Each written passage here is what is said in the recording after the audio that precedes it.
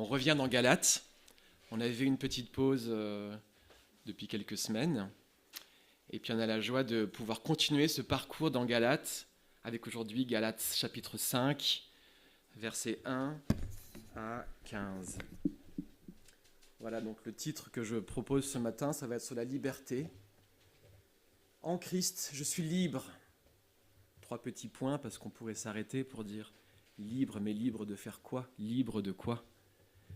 De servir les autres par amour. Donc un beau programme. Ce matin, un programme de vie chrétienne en fait. Ce matin, on va être dans un texte que je trouve fondamental pour notre vie chrétienne. Donc, ce texte m'a beaucoup touché. Vraiment, dans cette préparation, c'était un moment fort avec le Seigneur et j'espère que ce matin, vous allez aussi, vous, pouvoir être touchés et avoir à cœur aussi de mettre en pratique, qu'ensemble on le fasse, de mettre en pratique la parole de Dieu. Alors donc, sans redire tout le contexte de Galates, on commence maintenant à bien connaître, on est plutôt à la fin de cet épître. Peut-être juste en une phrase redire que Paul s'adresse à un ensemble de frères et sœurs donc dans des églises en Galatie, avec un problème qui est transversal. C'est pour ça que ce n'est pas qu'une église, mais plusieurs. Ce problème de jeunes chrétiens qui sont tentés de revenir à la loi, notamment par la circoncision, qui est un point d'entrée en fait, et que Paul dénonce à corps et à cri à travers cet épître. Et justement, il en vient à ce thème principal de la liberté. Donc on a ce thème porteur ce matin de la liberté. Peut-être juste pour se remettre un peu dans le fil, un peu de la pensée de Paul, revenir avec la diapositive suivante. Alors, est-ce que c'est moi qui fais le passage ?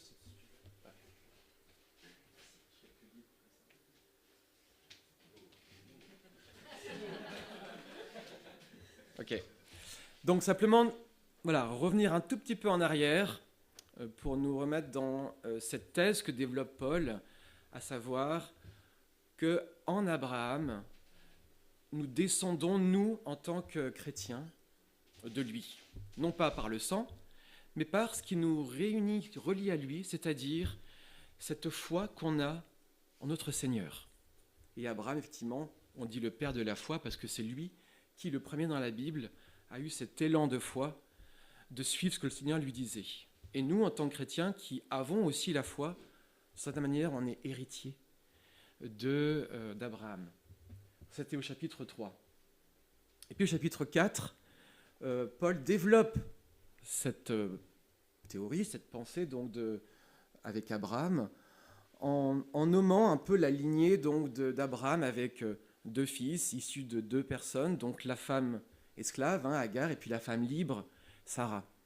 Et de dire que nous, dans cette lignée, on est dans une lignée précise, la lignée de la promesse que Dieu a faite à Abraham.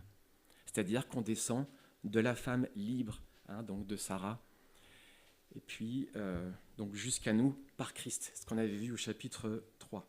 Donc voilà, j'ai un petit peu ici reprécisé avec un petit peu un fléchage. Donc avec Abraham, il y a 2 lignées différentes, et nous, on est de la lignée de la femme libre. Donc Paul finit son chapitre, au chapitre 4 qu'on a vu la dernière fois. Ainsi, frères et sœurs, nous ne sommes pas les enfants de l'esclave, mais de la femme libre. Et la transition pour Paul est toute trouvée pour parler de ce qui nous occupe aujourd'hui. La femme libre, Paul va nous parler de liberté. Donc, c'est notre programme pour aujourd'hui. Avec ce premier verset du chapitre 5 qui m'a énormément parlé. C'est pour la liberté que Christ nous a affranchis. Tenez donc ferme dans cette liberté et ne vous placez pas de nouveau sous la contrainte d'un esclavage.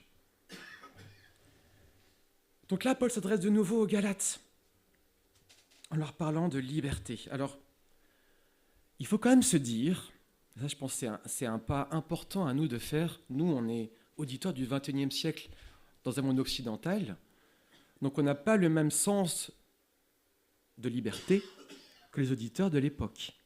Il faut quand même qu'on se rappelle qu'à l'époque où Paul prêche, il est dans l'Empire romain.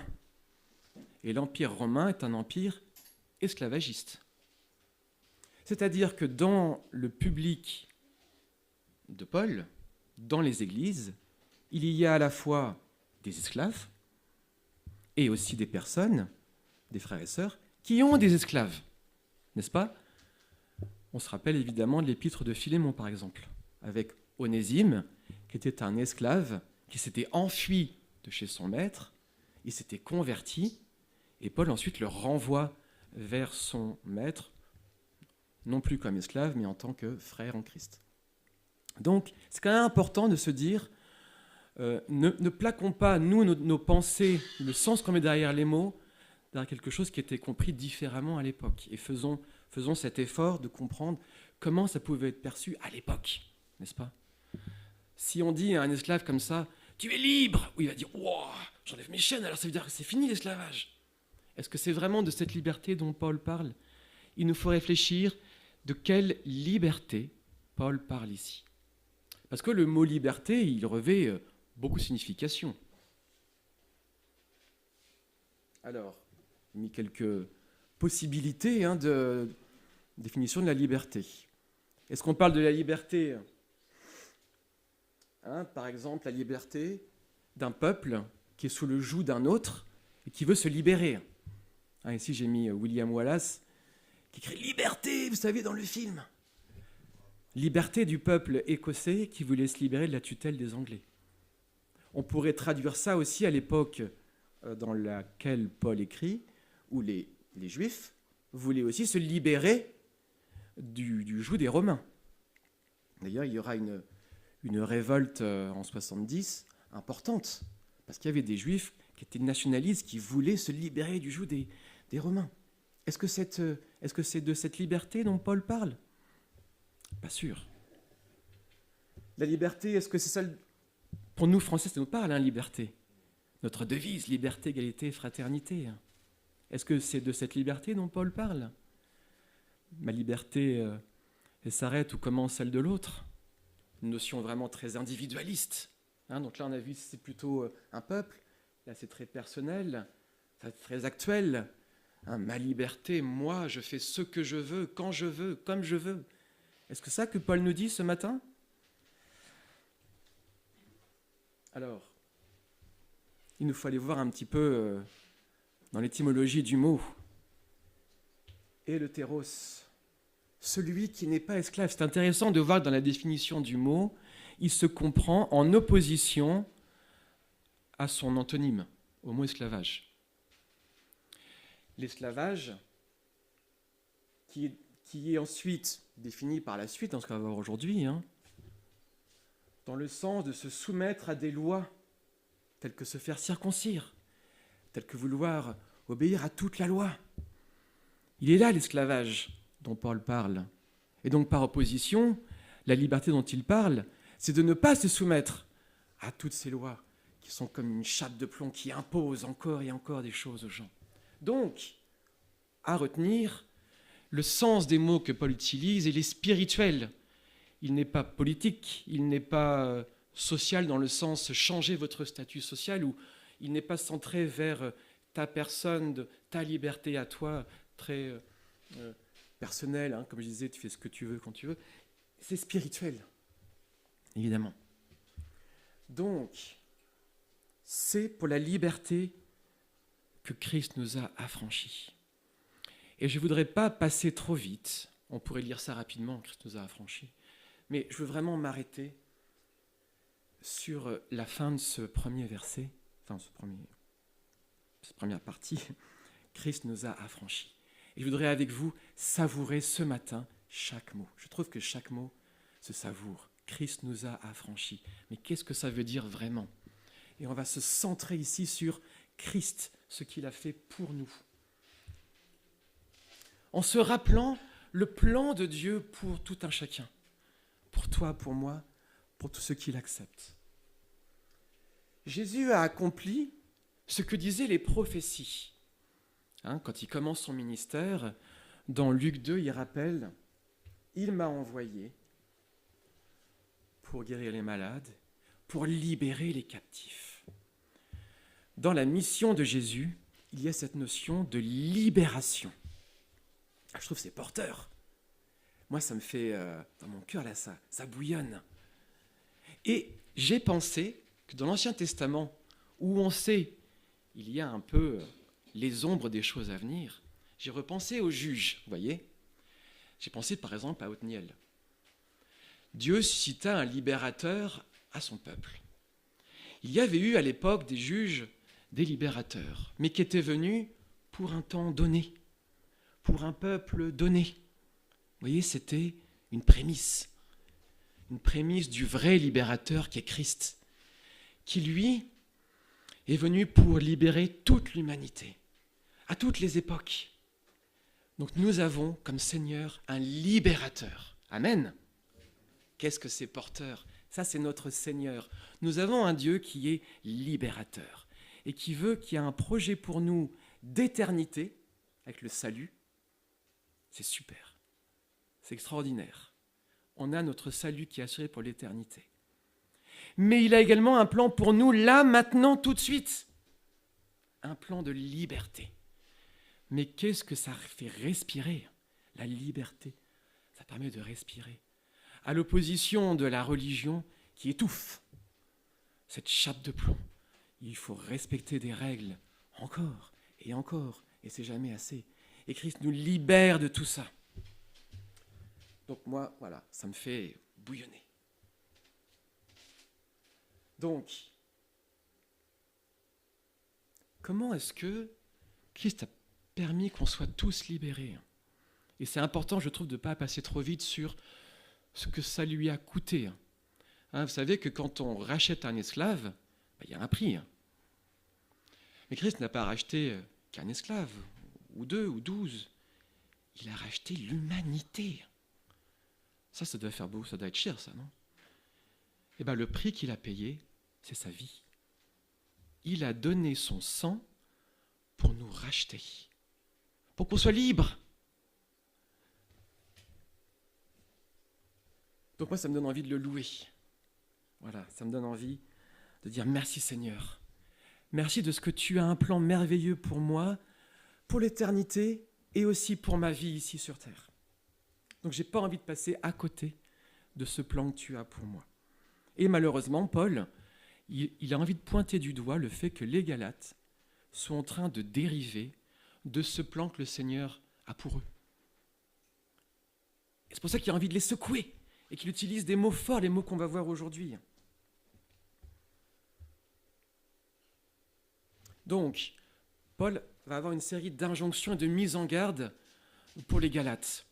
Dans la suite de ce verset 1, il dit 2 choses. Attention les Galates, tenez donc ferme dans cette liberté. Alors je m'arrête déjà sur cette première injonction.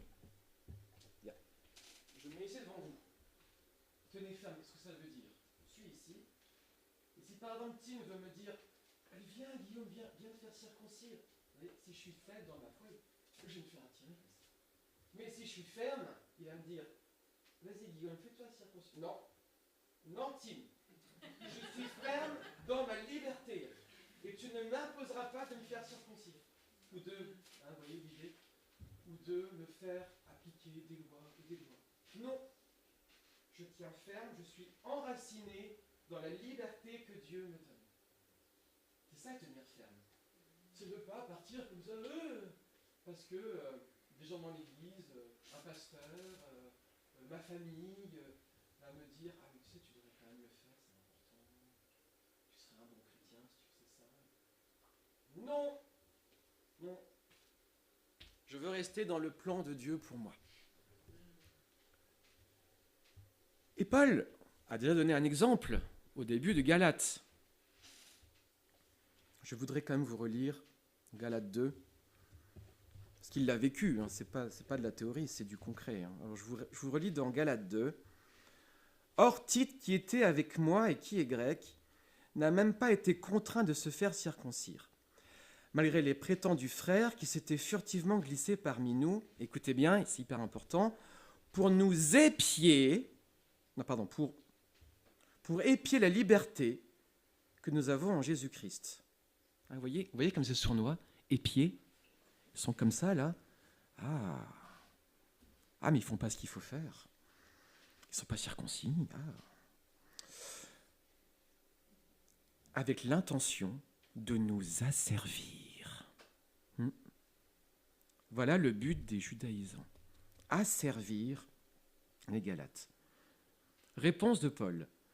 Nous ne leur avons pas cédé un seul instant, afin que la vérité de l'Évangile soit maintenue pour vous. Donc, nous ne leur avons pas cédé un seul instant. Voilà un exemple de tenir ferme. Il ne s'est pas laissé aller dans différentes glissées dans un retour à la loi.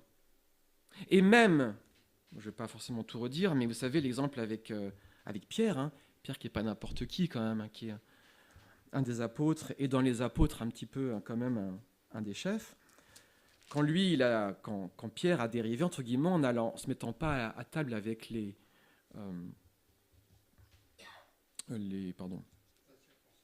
incirconcis, eh bien Paul a su s'opposer à lui. Tout Pierre qu'il était, il lui a dit non, là tu marches pas droit mon frère. Vous voyez ? Donc là on a un exemple avec Paul.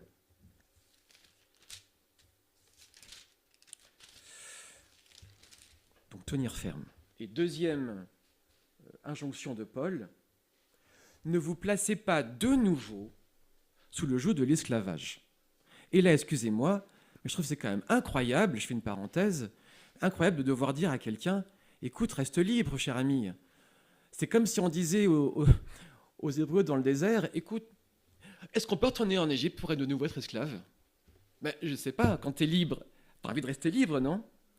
Mais le fait est, je ne sais pas, ce que je me dis un peu, qu'est-ce qui fait qu'il voulait absolument retourner sous l'esclavage ? Ben, peut-être c'est rassurant.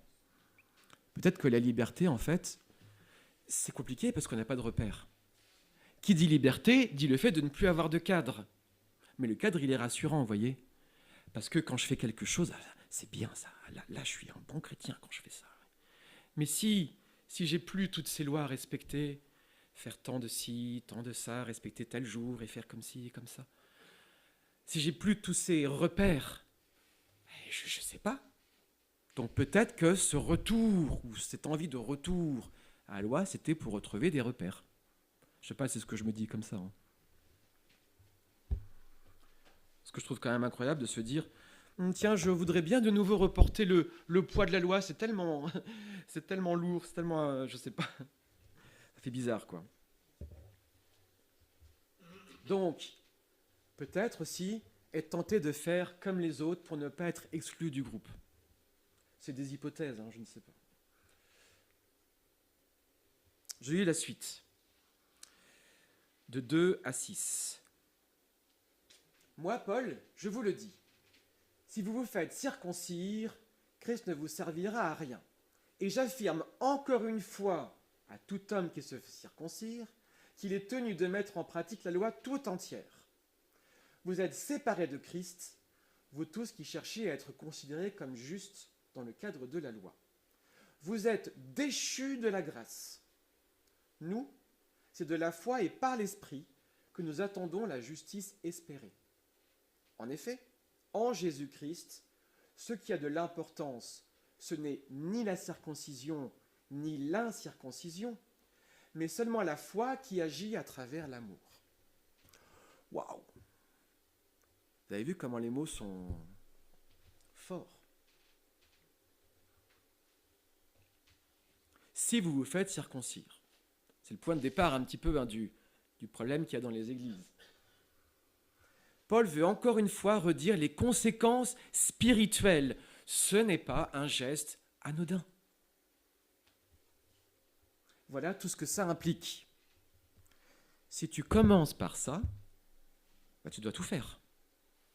Et Paul l'avait déjà dit, on l'avait vu ensemble il y a quelques mois dans Galates 3, je le redis. Voilà. 3:10. En effet, tous ceux qui dépendent des œuvres de la loi sont sous la malédiction, car il est écrit Maudit soit tout homme qui ne reste pas fidèle à tout ce qui est écrit dans le livre de la loi pour le mettre en pratique. Donc, vous voyez, il revient dessus. D'ailleurs, il a dit, j'affirme encore une fois, parce qu'il avait déjà dit. Donc ça montre bien qu'il veut marteler ce principe.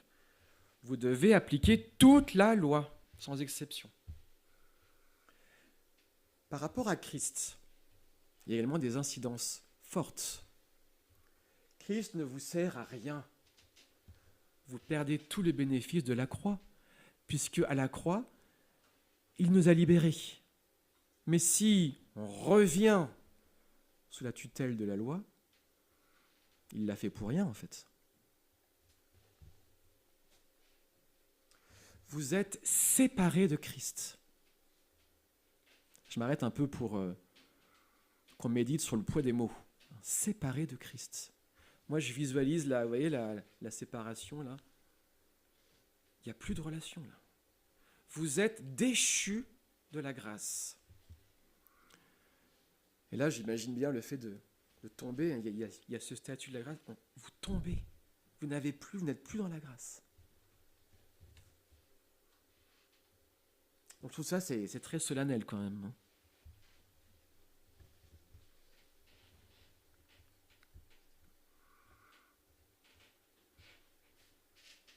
Et finalement, et là je trouve que c'est un verset clé dans la Bible, ce verset 6. Qu'est-ce qui est important en fait ? Qu'est-ce qui est à retenir pour la vie chrétienne ? Ce qui finalement a de l'importance, c'est même pas tellement le sujet de la circoncision, voire de l'incirconcision. C'est presque un hors-sujet en fait. Ce qui est important, c'est la foi qui agit à travers l'amour. En quelques mots, là il y a un condensé. Déjà, c'est une foi, mais une foi qui n'est pas abstraite. On pourrait dire, toi, tu as la foi, c'est éthéré comme ça, un peu. Non. Là, Paul, déjà, il nous met déjà un peu dans la suite de ce qu'il va dire après. Parce qu'on va se demander, mais comment ? Comment être agissant, comment être concret ?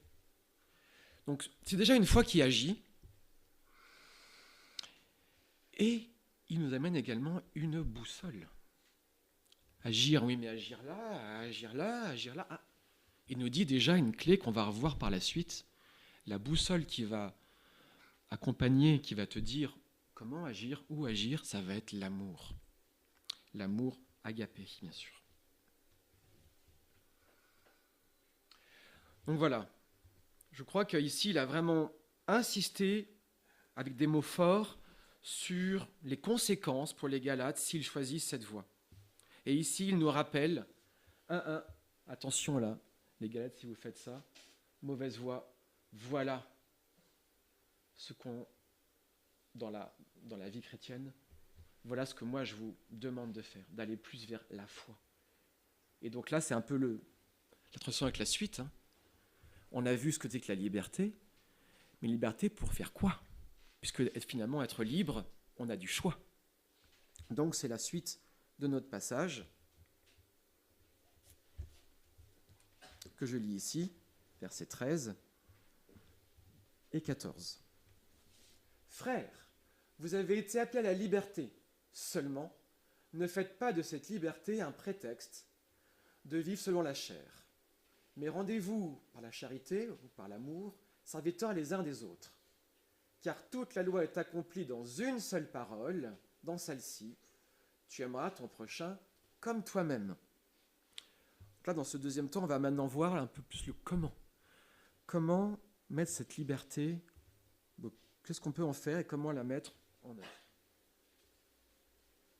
Alors, comme je disais, être libre, c'est pouvoir faire des choix. Vous voyez ici, je peux aller ou là. On va avoir donc deux possibilités que Paul montre aux Galates. Il les invite, évidemment, à ne pas choisir une voie et à privilégier l'autre. Ne faites pas de cette liberté un prétexte pour suivre les désirs de votre nature propre. C'est-à-dire que quand je suis libre, je pourrais me dire « Ok, d'accord, je vois que finalement, être libre, c'est cool, en fait, je fais ce que je veux. Et finalement, je ne veux pas faire ci, je vais me mettre moi en avant, mes besoins à moi, ma liberté à moi va venir avant celle des autres. Hein. Donc finalement, les autres, bon. Eh bien, Paul nous montre que ce choix-là est le choix de la chair. Hein. La chair, c'est un peu tout ce qui est nos envies naturelles. Moi, je veux, moi, j'ai envie, moi. Mais Paul nous propose quelque chose qui est peut-être contre-intuitif, même pas peut-être, hein, vraiment contre-intuitif. Il va nous proposer finalement de mettre notre liberté finalement au service des autres et peut-être de nous limiter dans notre liberté. Alors on a envie de dire oh, attends, je suis libre, je ne veux pas limiter ma liberté. Hein. Ouais, mais par amour. Parce que l'amour agapé, c'est un amour qui se sacrifie, qui pense aux autres. Donc, ici, toujours avec la boussole de l'amour. Vous voyez, cette boussole qui revient. Hein. Être par amour, serviteur des autres. Voilà encore un verset clé pour nous ce matin. Quelque chose qui doit nous guider dans notre vie chrétienne et qui doit nous être un peu peut-être un baromètre, ou en tout cas avec des repères. Où est-ce que j'en suis ce matin dans mon rapport aux autres? Dans quelle mesure est-ce que je sers les autres? Il y a vraiment quelque chose ce matin qui, je crois, nous interpelle. Hein, il y a un appel à la liberté, mais pour en faire quoi? Je t'ai donné la liberté. Qu'est-ce que tu en as fait pendant ta vie sur terre? En tant que chrétien, qu'as-tu fait de la liberté que j'ai acquise à grand prix? Et je crois qu'on ne peut pas ce matin être léger et se dire « Ok, cool, je suis libre et je fais un peu ce que je veux dans ma vie chrétienne. Ça me plaît, ça me plaît pas, là je veux pas. » Ça, c'est très centré sur le jeu, c'est très dans la société, ça. Le programme chrétien, il ne nous met pas nous en avant, mais il met les autres en avant. Je crois, hein, en tout cas dans ce qu'on lit ici. Avec un programme, pour nous en Église, de nous rappeler qu'on n'est pas un club. On n'est pas entre nous pour dire « Ouais, on est sympa, on est amis, on est appelé, il y a un appel à nous servir, à servir les uns les autres. » Et aussi, du coup, avoir un regard sur nous, où j'en suis par rapport à ce service. Donc, je voudrais quand même qu'on puisse être tout à fait concret maintenant. Mais comment être serviteur des autres? Alors, j'ai un peu réfléchi aux besoins des autres. Comment est-ce que je peux répondre aux besoins de mes frères et sœurs? Alors, les besoins, ils sont différents. Hein. On a des besoins différents. Il y a des besoins très concrets. Est-ce que moi, je vais pouvoir être attentif aux besoins très concrets de mes frères et sœurs? Je mets quelques exemples comme ça. Hein. Ça peut être des choses très concrètes comme du covoiturage, des besoins alimentaires, peut-être des gens qui sont dans le besoin autour de moi.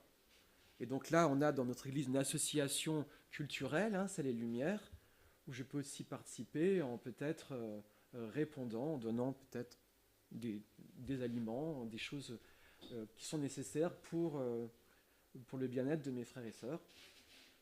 Des besoins aussi relationnels, spirituels, avoir une vraie écoute de l'autre. Vous savez, dans le monde, souvent, salut, ça va? Ouais, ça va. Et toi, ça va? Ouais. En fait, tout ça, c'est des mots, c'est des mots sociaux comme ça, mais il n'y a pas vraiment de sens derrière. Je crois que nous, on est appelés à autre chose dans nos relations entre nous. Quand je te demande si ça va, je veux vraiment ton bien, en fait. Je veux vraiment pouvoir peut-être prier pour toi, tous tes sujets. Voyez. Donc, on a l'occasion de pouvoir, voilà, à la fin du culte, échanger, prier, mais peut-être aussi, pourquoi pas, demander à être ajouté sur le WhatsApp de prière de l'Église, pour pouvoir être un peu dans ce bain de prière, un peu pour les frères et sœurs, comme on l'a fait ce matin, très concrètement. Dans les cellules aussi, hein, en semaine, on peut aussi prier les uns pour les autres. Donc en tout cas, voilà, répondre aux besoins, c'est pas exhaustif, hein, c'est que quelques idées comme ça. Les besoins, et je crois aussi en se mettant au service des autres. Donc peut-être aussi mettons-nous encore une fois devant Dieu pour dire « Seigneur, tu m'as donné des dons est-ce que je les mets au service de mon assemblée, de mon Église? Est-ce que je les mets au service des autres? Voilà. Ou est-ce que je pense qu'à moi? Ou qu'est-ce que je mets en priorité? Qu'est-ce que je mets en avant? Donc tout ça, je pense, ça nous questionne vraiment ce matin et ça nous interpelle. Donc, on va repartir avec pas mal de choses de ce message, des choses qui nous ont interpellés, et aussi des versets clés de la vie chrétienne. J'en propose 3 que j'aimerais bien qu'on mémorise ensemble et qu'on puisse peut-être cette semaine se rappeler, méditer. Alors, premier verset. Peut-être on peut le dire ensemble, donc verset 1. C'est pour la liberté que Christ nous a affranchis. Ensemble? C'est pour la liberté que Christ nous a affranchis. Tenez donc ferme dans cette liberté et ne vous placez pas de nouveau sous la contrainte d'un esclavage. Ensemble, tenons donc ferme dans cette liberté et ne vous placez pas de nouveau sous la contrainte d'un esclavage. Alors repartons vraiment avec ce verset. Le deuxième, je vous le lis, après on va le dire ensemble. En effet, en Jésus-Christ, ce qui a de l'importance, ce n'est ni la circoncision ni l'incirconcision, mais seulement la foi qui agit à travers l'amour. Ensemble? En effet, en Jésus-Christ, ce qui a de l'importance, ce n'est ni la circoncision ni l'incirconcision, mais seulement la foi qui agit à travers l'amour. Et dernier verset, qui est un peu un cap, un guide pour ma vie chrétienne. 5,13, je dis, frères et sœurs, c'est à la liberté que vous avez été appelés. Seulement ne faites pas de cette liberté un prétexte pour suivre les désirs de notre, c'est un peu long, notre nature propre. Au contraire, soyez par amour serviteurs les uns des autres. Peut-être déjà la fin. Hein. Soyez par amour serviteurs les uns des autres. Voilà, je vais finir là-dessus, en priant. Et ensuite, on prendra un chant qui nous parle aussi de cette liberté que Dieu nous donne. Seigneur, merci. Merci vraiment pour ce trésor que tu nous as donné ce matin. Ces versets forts qu'on peut repartir avec pour les méditer. Pour aussi faire un point sur notre vie chrétienne, où on en est avec cette liberté que tu nous donnes. Tu as réglé le problème vertical de notre relation avec toi. Et on est libre dans notre relation avec toi. Merci Seigneur. Et tu nous demandes de suivre un commandement nouveau. Tu aimeras ton prochain comme toi-même. Aide-nous vraiment Seigneur à comprendre ce que tu attends de nous maintenant, tout de suite dans notre vie d'église par rapport aux autres, aux frères et sœurs, à notre prochain. Aide-nous à être attentifs, à nous décentrer de nous-mêmes, de nos besoins, de nos envies, pour avoir à cœur les autres aussi. Donc on a besoin de ton Saint-Esprit, Seigneur, pour pouvoir vivre cette vie chrétienne, une vie de l'Esprit, une vie où on est attentif à ce que tu nous dis, Seigneur. Aide-nous à mettre en pratique ce message, à ne pas juste nous dire « c'était intéressant, oui, tout à fait », mais aide-nous vraiment à nous attacher, à mettre en œuvre ce que tu nous demandes, Seigneur. Dans ton précieux nom, Amen.